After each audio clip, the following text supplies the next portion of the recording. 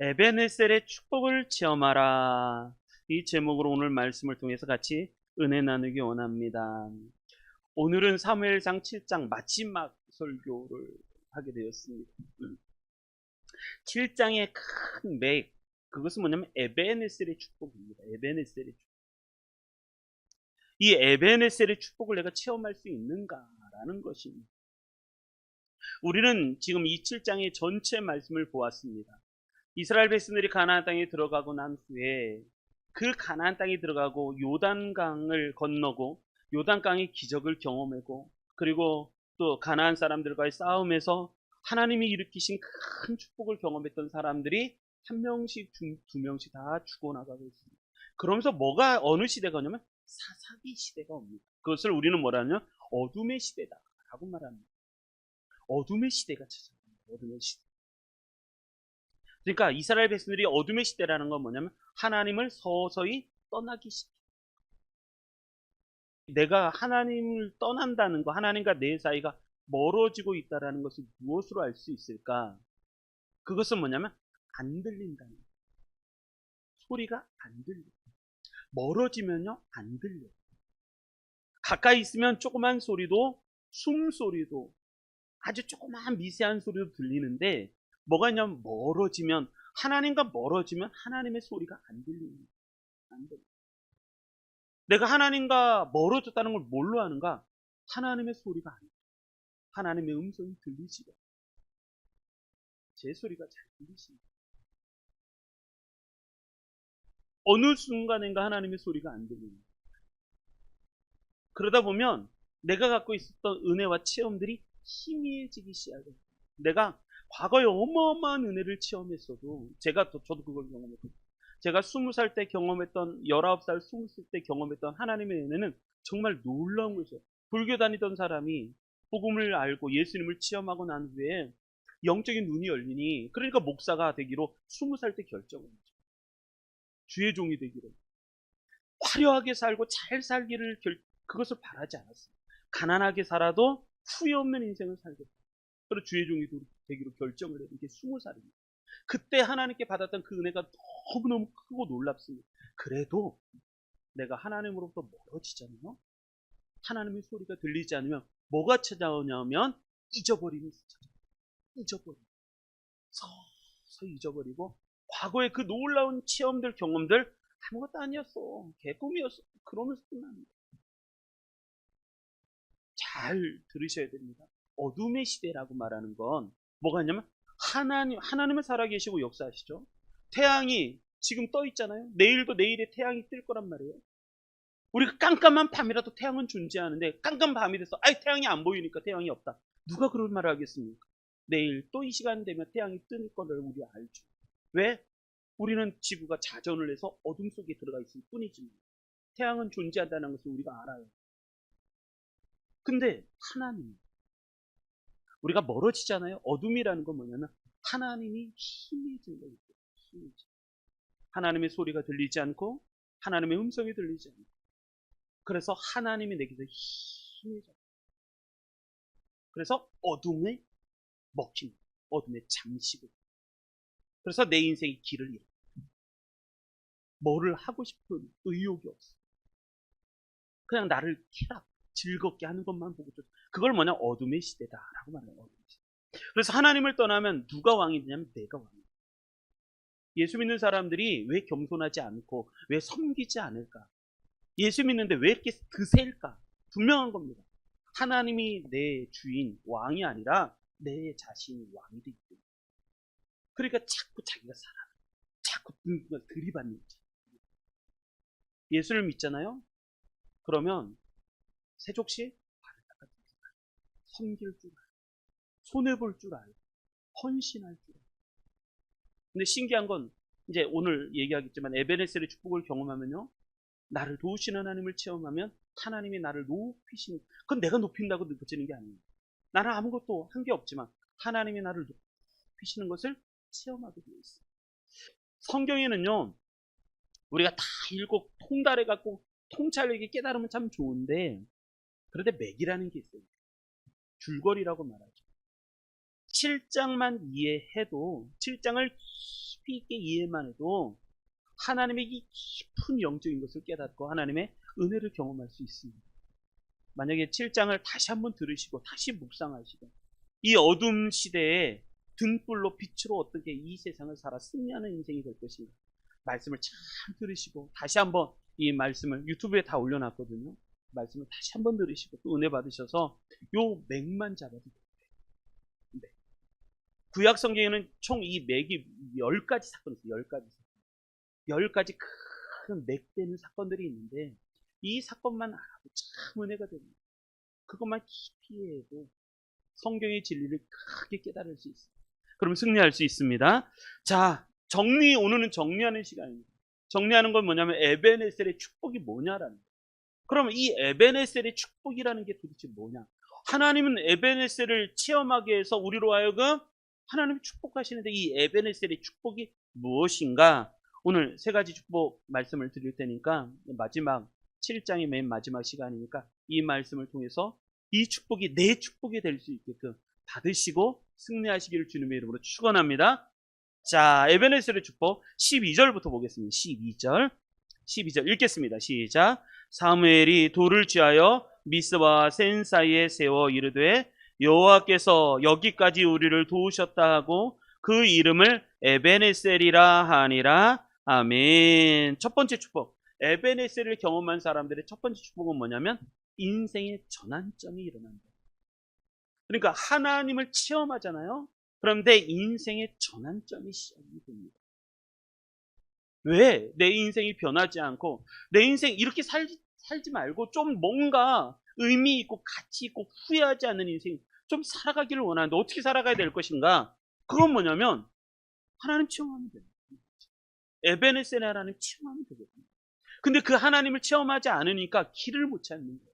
깜깜해갖고 어디가 동서남북 분별하기가 힘들고 어디가 길인지 어디가 사지 죽음의 길인지 그걸 분별할 수가 없는 거예요. 하나님은 하나님을 체험하기를 원하십니다. 그래서 하나님은 지금 기다리고 계시는 거예요. 할렐루야. 하나님은 지금 기다리고 계시는 거예요. 나를 좀 체험해봐. 내가 여기 있다는 거예요. 여기. 내가 여기 있으니까 걱정하지 말고 나를 만나라. 그럼 내 인생이 변한다. 내 인생의 전환점이 시작라고 말씀합니다. 그게 증거가 뭐냐면 에벤에셀이라는 거예요. 에벤에셀. 이 에벤에셀이라는 뜻이 무엇인가? 이 에벤이라는 말이 돌이라는 뜻이에요. 돌. 에벤. 이게 돌이라는 뜻이에요. 에셀이라는 말은 돕다라는 거예요. 돕다. 에벤에셀이라는 뜻이 뭐냐면 도움의 돌. 이게 에벤이 돌, 에셀은 돕다. 그래서 이 에벤에셀의 뜻은 도움의 돌. 하나님이 우리를 도우셨다는 증거. 그게 에벤에셀이에요. 에벤에셀. 그래서 이스라엘 백성들이 돌을 세워놓고 이걸 에벤에셀이에요. 하나님이 우리를 도우신 증거. 이 도움의 돌. 이걸 에벤에셀이라고 말합니다. 에벤에셀. 나중에 이게 확장이 되죠. 지역 자체의 이름을 에벤에셀이라고 말합니다. 그래서 내가 하나님을 체험한 사건, 하나님을 경험한, 하나님을 체험한 그러한 체험들, 그걸 에베네셀이라고 말합니다. 할렐루야. 내가 하나님을 체험했는가? 내가 하나님을 체험했는가? 무디라는 사람이 있습니다. 이 D.L. 무디는 큰 부흥의 사역을 2번을 경험합니다. 영국에 와서 부흥 집회를 하는데 그때 영국을 다 뒤집어 엎어버려요. 큰 부흥의 은혜가 이 73년부터 75년 사이에 일어났습니다. 또 한 번이 81년부터 84년까지 2차 부흥이 일어납니다. 근데 재밌는 건 이 첫 번째 사건이에요.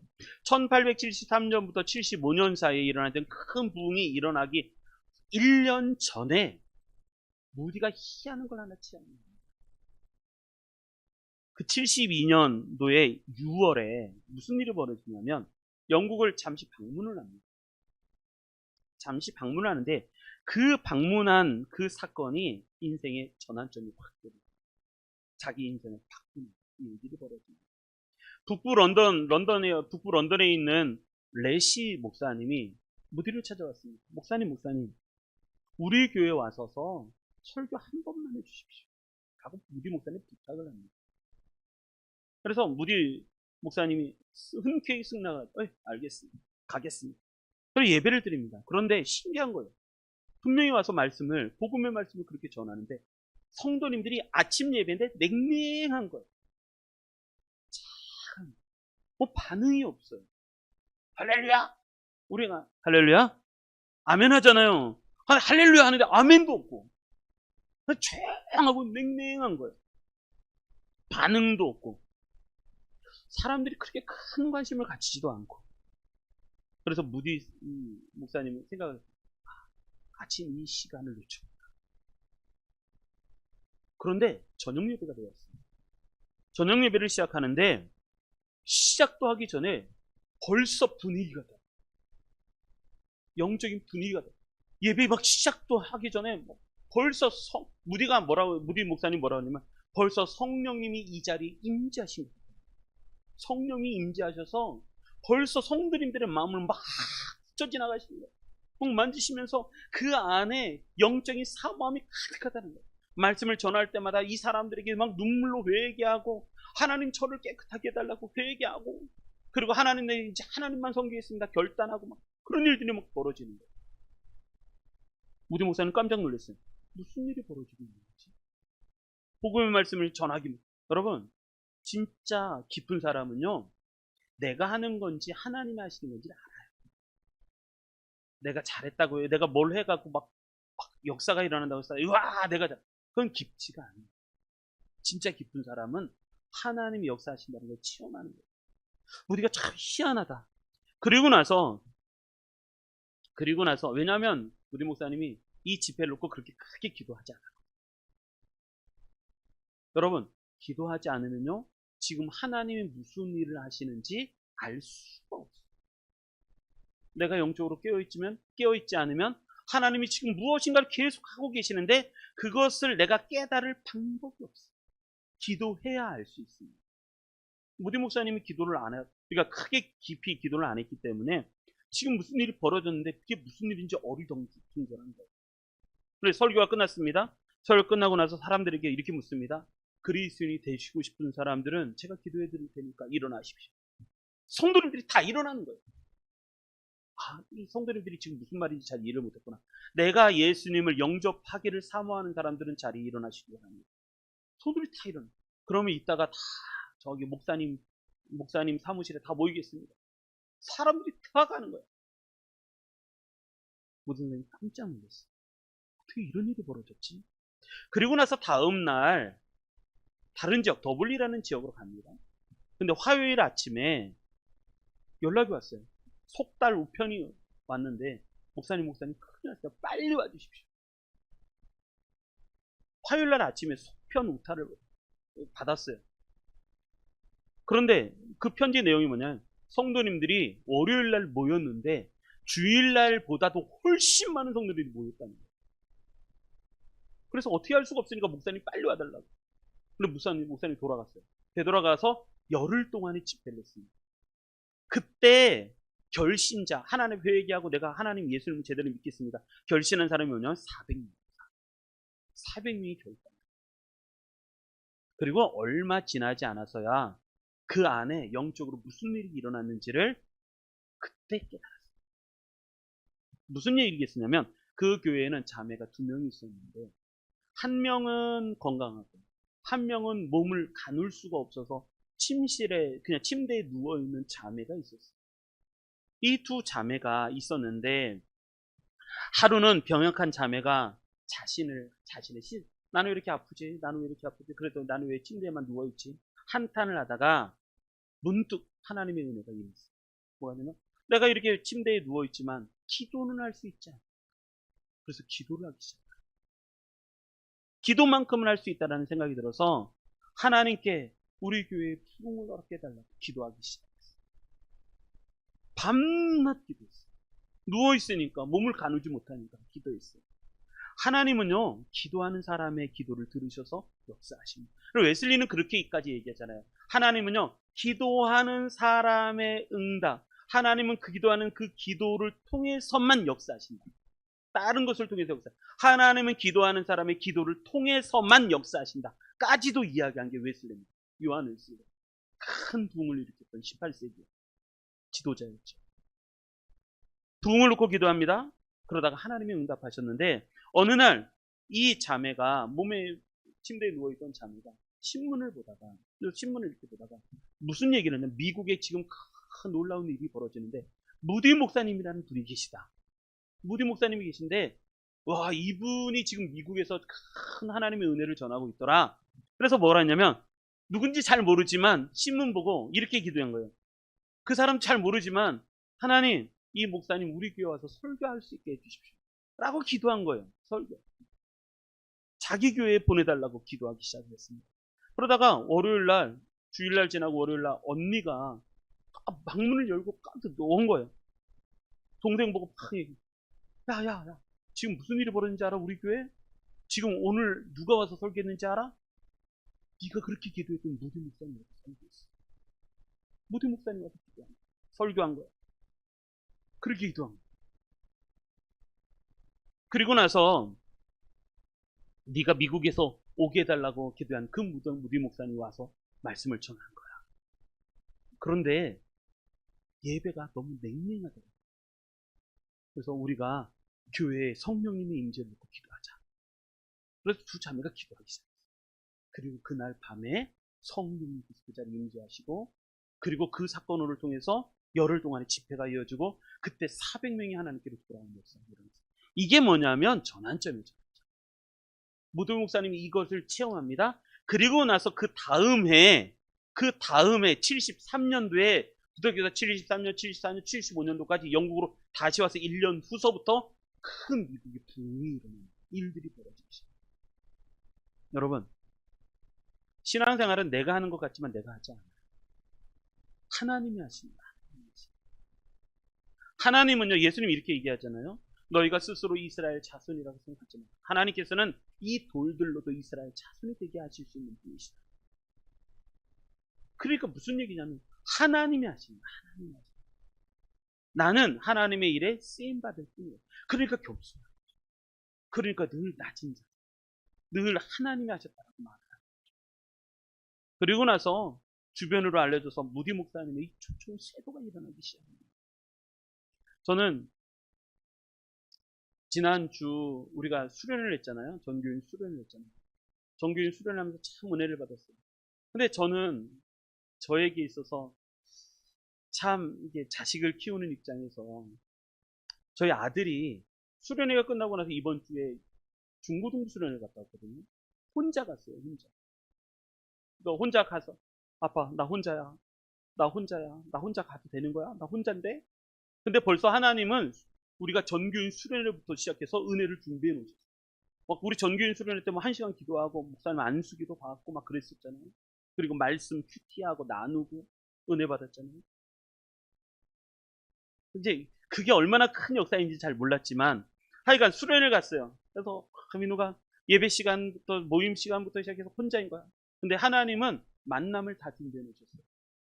그래서 혼자야. 여러분 부모의 입장에서 그 소리를 들으면 가슴 아파요.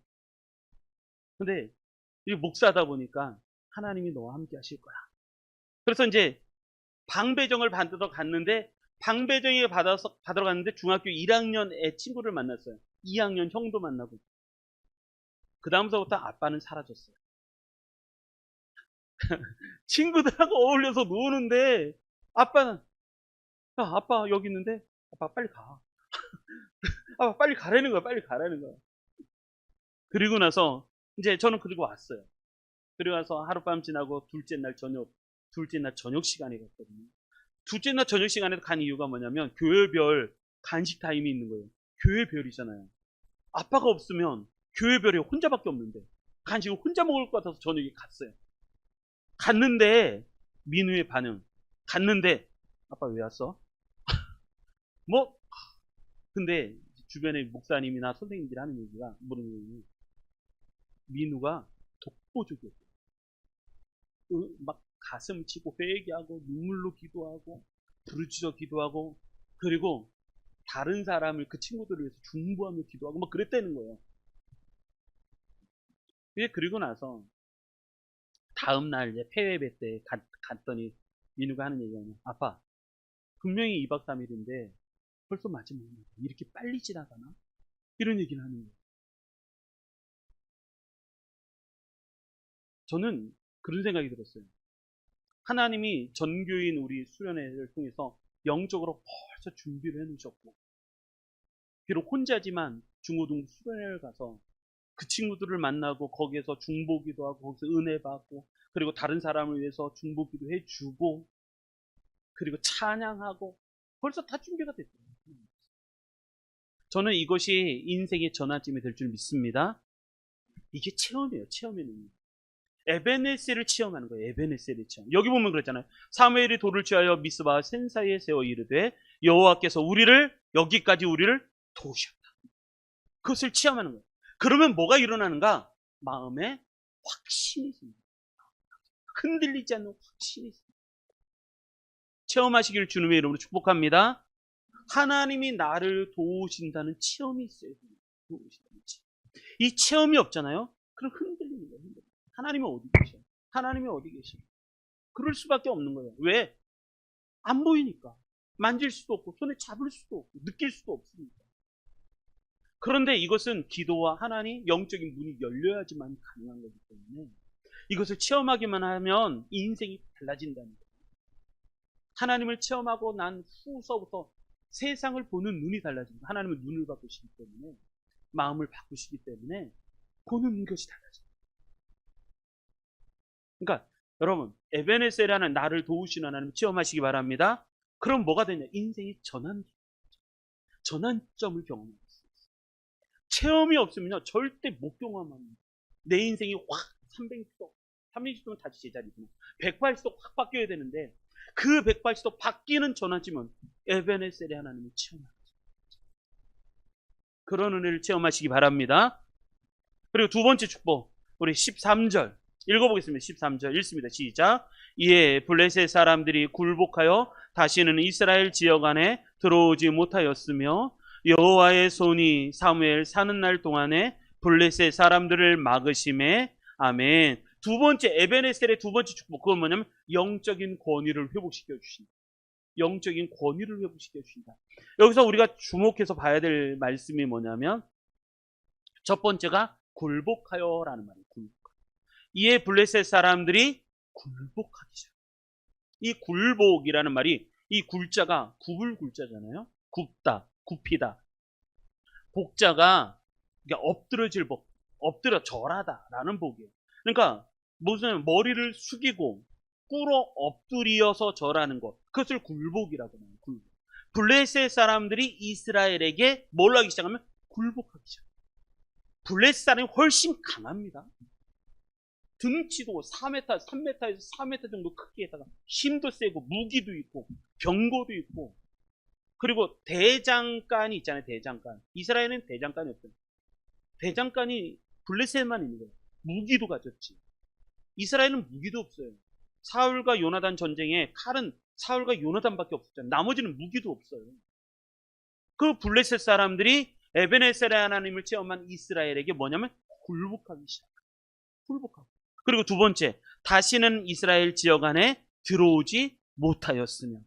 다시는 들어오지 못합니다. 다시는 이스라엘 지역 안으로 들어오지 못하였는데 그 이유를 설명하는 그 다음에요. 여호와의 손이, 보면 여호와의 손이 사무엘이 사는 날 동안에 블레셋 사람들을 어떻게 하셨다?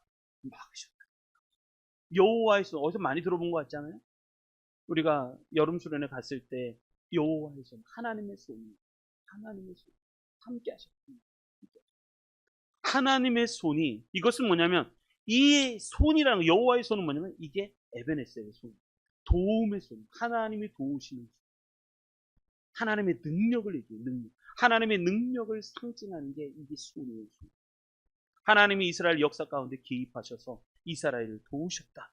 그게 여호와의 손. 여호와의 손이 사무엘이 사는 날 동안에 블레셋 사람들을 막으셨다.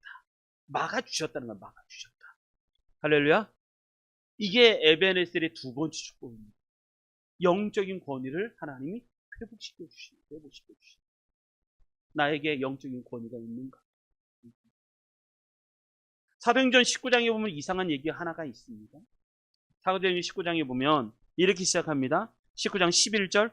하나님이 바울의 손으로 놀라운 능력을 행하게 하시니 심지어 사람들이 바울의 몸에서 손수건이나 앞치마를 가져다가 병든 사람에게 얹으면 그 병이 떠나고 악기도 나가더라는 거예요.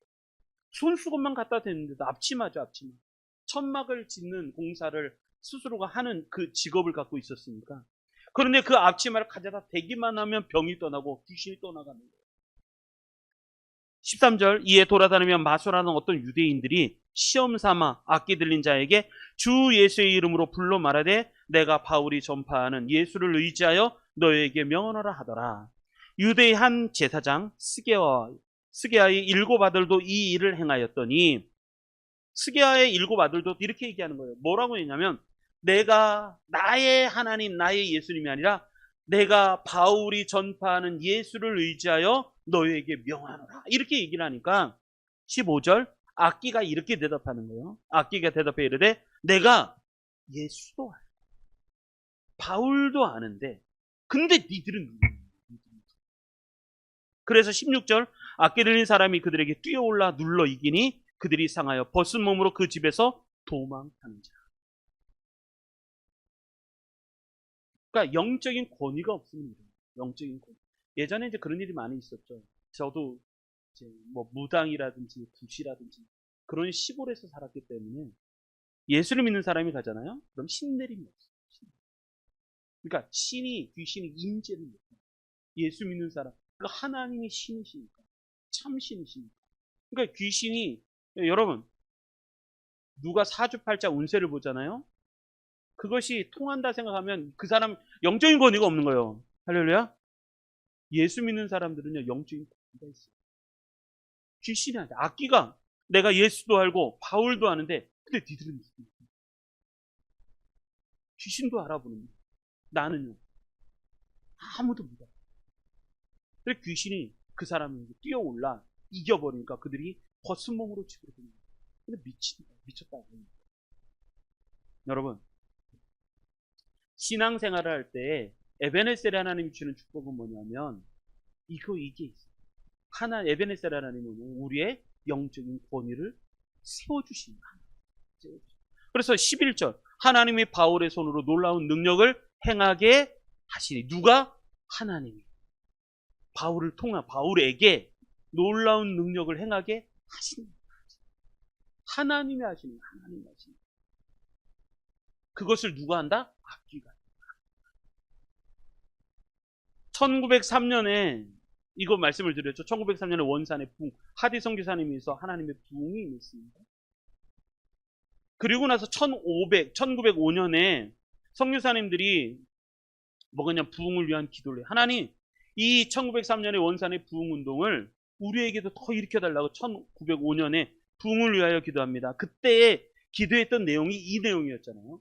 사역에 먼저 깊이가 있으면 그 다음에는 자연히 넓이가 따라올 것이다. 이것으로 꼭 깊이가 있으면, 먼저 깊이가 있으면 넓이는요 그냥 따라옵니다. 신앙생활도 그래요. 내 신앙의 깊이가 넓잖아요. 그럼 나머지는요 그냥 저절로 따라옵니다. 이것을 놓고 기도합니다. 1905년에 하나님, 우리의 사역이 깊어지게 해주십시오. 그래야 넓이가 생기니까 하나님 우리가 깊어지게 해달라고 그 은혜를 놓고 기도합니다. 그러다가 1907년에 평양 대부흥이 일어납니다. 깊어지면 넓어지게 됐어요. 영적인 권위는 누가 세워주신다? 하나님이 세워주신다. 내 안에 하나님이 임재하셔서 나를 세워주시는가. 내가 막 노력해요. 교회는 자꾸 그렇게 생각하면 내가 자꾸 뭐를 하려고 해요. 안 해도 돼요. 내가 하나님 앞에 진실하게. 그러면요 나머지 일들은 나로 하여금 저절로 하게 하시는 거예요. 억지로 안 해도 돼요. 내가 하나님을 체험하고 은혜를 받으면 나머지 일들은 그냥 저절로 돼요. 그러면 하나님의 놀라운 부흥이 있죠. 그래서 사도행전 19장 17절로 20절, 그 스게와의 7 아들 이후에 무슨 일이 벌어지는가? 17절, 에베소에 사는 유대인들과 헬라인들이 다 이 일을 알고 어떻게 하여? 두려워하여. 이 하나님의 놀라운 일들을 보고 두려움이 생겨요. 이 두려움이라는 게 뭐냐? 이게 영적인 권위를 느끼는 거죠. 하나님의 권위를 느끼기 싫다. 그래서 두려움. 하나님이 두렵습니까? 안 두렵습니까? 하나님은 착하신 분이요? 그는 하나님을 잘 모릅니다. 하나님은요, 사랑의 하나님이시지만 하나님은 우리가 만홀히 여길 만큼, 우습게 여길 만큼 그렇게 만만하신 분이 아니세요. 하나님을 두려워할 수 있어요.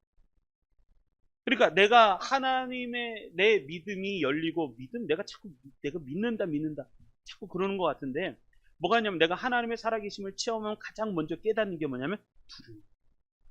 하나님의 그 두려움, 놀라우신 거룩하신 죽을 것 같은 그 두려움이 먼저 경험합니다.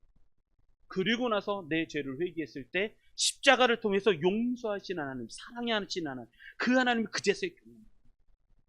요즘 너무 사랑의 하나님, 그러니까 하나님의 만만해요. 네 마음대로 대놓고. 지금 에베소에 사는 사람들이 뭐를 경험해요? 두려우시. 그러니까 하나님의 영적인 권위를 체험하기 시작합니다. 영적인 권위를 체험하니 그리고 나서 주 예수의 이름을 높이고 믿는 사람들이 많이 와서 자복하고 행한 일을 알리며, 또 마술하던 사람들 많은 사람이 그 책을 모아가지고 와서 모든 사람 앞에 불사르니 그 책값을 계산한 즉 은 5만이나 됐다.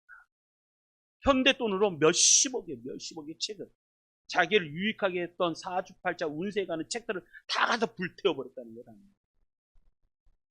20절, 이와 같이 주의 말씀이 힘이 있어 흥황하여 세력을 얻는다. 할렐루야. 하나님의 말씀이 내게 힘이 있는가? 내가 힘이 되는가? 하나님의 말씀이 내게 능력이 되는가? 성경책? 좋은 책. 딱 배고 딱 자기엔 좋은 책. 얼마도 안 하고 좋은 책. 후회할 날이 반드시 올 거예요. 하나님은 안 두려워요. 주의 말씀이 내게 힘이 되시기를 바랍니다. 주의 말씀이 힘이 있어 흥황하여 세력을 얻어. 하나님의 놀라운 일들이 벌어지는 거죠. 그러니까 뭐가 있냐면 지금 오늘 본문의 말씀도 그런 거죠. 하나님이 지켜주신, 여러분 하나님 편에 서시길 바랍니다. 복음 중심의 신앙을 가지시기 바랍니다. 그럴 때에 하나님, 에베네셀 하나님, 나를 도우시고 나를 지켜주신 하나님을 체험하게 되는 거예요. 내가 자기의 세력을 만들고 자기의 힘을 만들고, 그게 아니라 우리는 하나님이 나의 능력이 되어셔야 돼요. 그래서 바울은 이런 고백을 하죠. 골로새서 1장 29절. 이를 위하여 나도 내 속에서 능력으로 역사하신 이의 역사를 따라 힘을 다하여 수고하노라. 이게 중요한 말씀이 중요한 거예요. 나도 힘을 다해서 수고한다는 거예요. 바울이 얼마나 힘을 다해 수고했습니까? 힘을 다해 수고하는데 그게 중요한 게 아니라 그 안에 있는 게 중요한 거예요. 이를 위하여 나도 내 속에서 능력으로 역사하신 이의 역사가 있는데 그 역사를 따라 나도 힘을 다하여 수고한다는 거예요. 그러니까 내 속에서 역사하시는 이의 역사가 없이 힘을 다하여 수고하면 나중에는요 깡통이 됩니다. 속에 아무것도 없는 깡통. 내 속에서 능력으로 역사하시는 이의 역사가 나로 하여금 하나님 앞에 힘을 내게 만들어요. 그런 은혜가 있으시기 바랍니다. 그러면 하나님이 세우세요. 영적인 권위를 하나님이 나를 세워주십니다. 자, 그런 축복 받으시기 바랍니다. 자, 그리고 마지막 13절 한 번 더 읽겠습니다. 14절 읽겠습니다. 14절. 자, 14절 읽습니다. 시작. 블레셋 사람들이 이스라엘에게서 빼앗았던 성읍이 에그론부터 가드까지 이스라엘에게 회복되니 이스라엘이 그 사방 지역을 블레셋 사람들의 손에서 도로 찾았고 또 이스라엘과 아모리 사람들 사이에 평화가 있었더라. 아멘. 세 번째 축복은 뭐냐면 지역을, 나라를 회복시켜 주시는 축복이에요. 첫 번째, 두 번째, 세 번째 축복, 에베네셀의 축복은 뭐냐면, 자, 14절 읽기 시작합니다. 블레셋 사람들이 이스라엘에서 빼앗았던 성읍이 있었어요. 그 성읍, 에그론에서 가득같이 빼앗겼던 성읍, 그것을 이스라엘에게 회복을 하나님이 시켜주십니다. 할렐루야. 그러니까 하나님의 에베네셀이라는 나를 도우시잖아요. 그러면 나도 잘 모르겠지만 갑자기 일이 열리기 시작. 그리고 하는 일마다 하나님이 다 손을 대셔서 도와주셔서 그 일이 잘 되게 하십니다. 여러분, 내가 머리를 잘 짜갖고 계획을 잘 세워서 누군가를 잘 만나서, 아니요. 세상 사람들은 그렇게 얘기합니다. 잘 되는 것을 이렇게 얘기하는 거죠. 운이 좋았어 라고 말합니다. 운이 좋았어. 어느 날 무슨 일을 하는데 그거를 딱 했다. 근데 잘 됐다. 그때 할 수 있는 얘기가 운이 좋았어. 근데 그 말이 맞아. 왜? 나는 노력을 조금밖에 안 했지만 그 길이 막 되는 거예요. 되는 거예요. 그 사람들이 아는 것은 운이 좋았어. 근데 우리는 뭐라고 그래요? 하나님이 그 문을 열어주셨다. 왜냐하면 세상 사람들은 하나님을 모르니까 운으로 친다. 운이 좋았어. 근데 하나님이 열어주십니다. 그랬더니 에그론부터 가드까지 이스라엘을 회복시켜 주십니다. 빼앗겼던 거 성읍을 다시 되찾는 거죠. 뿐만 아니라 이스라엘이 그 사방 지역을 블레셋 사람의 손에서 도로 찾아.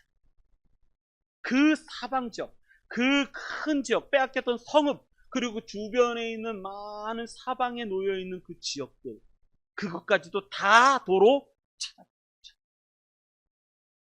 이것만 해도 굉장히 큰 은혜인데, 그 다음 또 이스라엘과 아모리 사람 사이에 뭐가 있었더라? 평화가 있어. 맨 마지막, 은혜의 맨 마지막은 평화입니다. 그래서 사도 바울이 편지를 쓸 때 늘 그렇게 쓰잖아요. 로마에 있는 성도들에게 편지하노니 너희에게 은혜와 평강이 있을지어다. 이렇게 말해요. 은혜는 모든 하나님의 역사의 시작이 은혜라고 한다면 맨 마지막은 평강이에요. 평강. 하나님이시는 평화가 있는 거예요. 그러니까 내가 은혜 가운데 있어도 맨 마지막은 평강으로 끝나야 되는 거예요. 내가 기도했을 때 하나님 앞에 은혜를 체험하더라도 맨 마지막에는 샬롬, 하나님이시는 평강이 내 안에 있어요. 그래서 이 에베네셀의 축복은 맨 마지막, 도로 다 찾습니다. 그리고 나서 마지막에 평화가 있어요. 예수님이 오신 이후 누가복음 2장 14절에 이렇게 얘기합니다. 지극히 높은 곳에서는 하나님께 영광, 땅에서는 기뻐하는 사람들 중에 뭐다? 평화. 하나님께 영광이 있다. 자, 그런 은혜 받으시기 바랍니다. 자, 결론. 사무엘상 7장의 핵심은 에베네셀의 축복입니다. 에베네셀의 축복. 이 에베네셀의 축복이 무엇인가? 우리는 그 말씀을 들었습니다. 에베네셀의 축복. 첫 번째는 그거예요. 내 인생의 전환점이 시작됩니다. 내 마음에 확신이 생깁니다. 믿음이 굳건해집니다. 이게 첫 번째. 두 번째 축복. 영적인 권위를 세워주십니다. 여호와의 손이 지켜주시고 막아주십니다. 적으로부터 보호해 주십니다. 세 번째 축복, 지역을 회복시키시고 그 마음속에 평강을 주십니다. 평화를 주십니다. 에베네셀 축복 다 받으시기 바랍니다. 우리가 7장 이 먼 길을 지금 8번째 설교를 하는데 여러분 이거 놓치지 마시길 바랍니다. 언제 이렇게 자세히 7장을 연구하고 들을 수 있겠습니까? 에베네셀의 축복 우리 성도들 다 받으시기 바랍니다. 8월 첫 번째 주입니다. 8월 첫 번째 주. 이 8월 달에는 뭐 날씨도 덥고 막 그렇지만 우리가 하나님 앞에 경건을 회복해야 될 시기입니다. 더울 때일수록 에어컨 밑에 어디 다니기가 활동이 어려우니까 에어컨 밑에 계십시오. 막 몸에 열이 나면요 두통이 옵니다. 더위 먹으면 큰일 납니다. 그러니까 뭐가 있냐면 시원하게 계십시오. 그래도 운동도 하시고 그런데 시원할 때 뭘 해야 되느냐? 활동하기가 힘드니까 경건을 회복하시고 하나님과의 관계를 회복하셔서 에베네셀의 축복을 받으시기 바랍니다. 그래서 8월달 시원하게 계시고 많이 조금만 운동하십시오. 조금만 운동하시고 그래서 경건을 회복하셔서 에베네셀의 축복을 경험하시는 성도님들 되시기를 주님의 이름으로 축원합니다.